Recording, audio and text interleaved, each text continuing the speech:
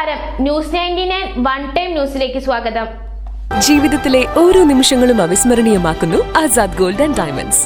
Azad gold and diamonds, Thazhepalam, Tirur.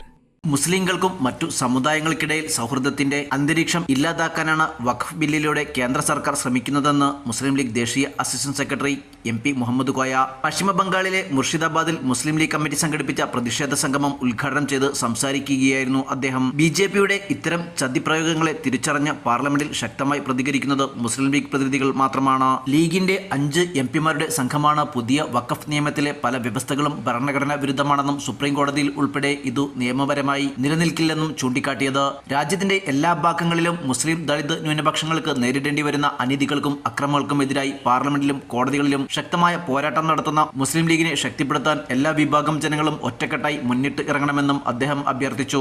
Bengal സംസ്ഥാന Muslim League president Muhammad Abdul Hussain Molla അധ്യക്ഷത വഹിച്ചു. സംസ്ഥാന vice president Muhammad Hikmat Ali, Dumkal block League general secretary Mehdi Hasan, Tuhin Mia, Maulana Habib Rahman തുടങ്ങിയവരും മറ്റു പ്രാദേശിക നേതാക്കളും സംബന്ധിച്ചു. News desk, news 99.